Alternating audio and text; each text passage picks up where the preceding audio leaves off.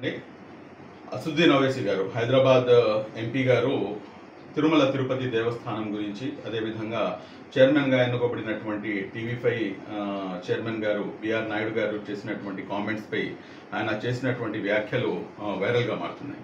నేను ఈ సందర్భంగా అసదుద్దీన్ ఓవైసీ గారిని ఒకే మాట చెప్పదలుచుకున్నాను. అదేంటంటే, మీ ఇంటి నుంచి నా ఇల్లు ఎంత దూరమో నా ఇంటి నుంచి కూడాను మీ ఇల్లు అంతే దూరం.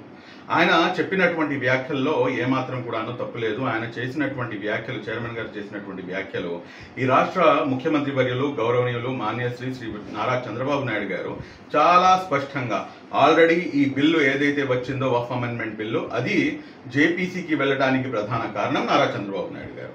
అదేవిధంగా మొన్న తిరుమల తిరుపతి లడ్డు వివాదం జరిగినప్పుడు ఆయన చేసినటువంటి కామెంట్స్ మొత్తం అన్ని వర్గాల ప్రజలకు కూడాను చాలా చాలా చాలా ఆనందదాయకంగా కనిపించింది. ఎందుకంటే ఆయన చెప్పినటువంటి మాట ఏంటంటే, అది గుళ్ళు గోపురాలు కానివ్వండి, మందిరాలు కానివ్వండి, లేకపోతే చర్చిలు కానివ్వండి, లేకపోతే మసీదులు కానివ్వండి, ఏ మతస్థులు వాటిపై నమ్మకం ఉంచుతారో వాళ్ళు మాత్రమే వాటిని హెడ్ చేస్తారు అని చెప్పేసి గౌరవ నారా చంద్రబాబు నాయుడు గారు చెప్పుకున్నారు.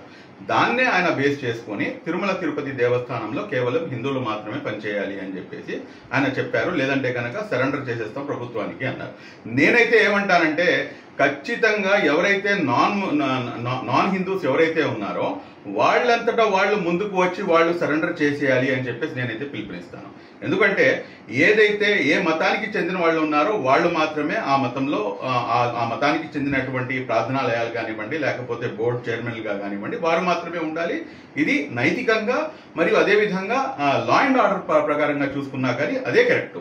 కాబట్టి ఇక్కడ ఏదైతే నారా చంద్రబాబు నాయుడు గారు చెప్పినటువంటి మాటలు మీకు తెలియక మీరు ఈ విధంగా మాట్లాడటం అనేది ఏమాత్రం కూడాను సమంజసం కాదు. అసదుద్దీన్ ఓవైసీ గారు, మీరు రెచ్చగొట్టేటటువంటి వ్యాఖ్యలు ఏదైతే ఉన్నాయో వీటిని మేము మైనార్టీ హక్కులపై రక్షణ సమితిగా తీవ్రంగా ఖండిస్తున్నాము.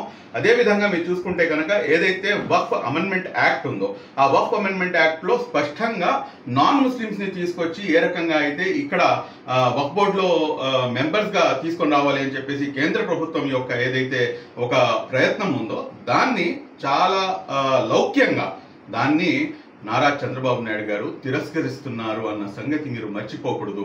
ప్రభుత్వంలో ఉండి కూడాను ఈ రోజున ఈ బిల్లు జేపీసీకి వెళ్ళిందంటే ముస్లింలపై ఉన్నటువంటి చిత్తశుద్ధి, ఈ రాష్ట్ర ప్రజలపై ఉన్నటువంటి చిత్తశుద్ధి ఏమిటి అనేది ప్రతి ఒక్కరు కూడాను గమనించాలి. Thank you very much. జై హింద్.